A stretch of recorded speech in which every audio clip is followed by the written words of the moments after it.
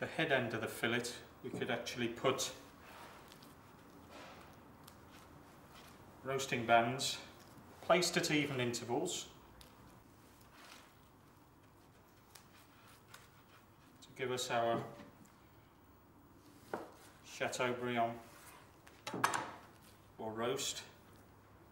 The remainder we can slice into required weights or portions.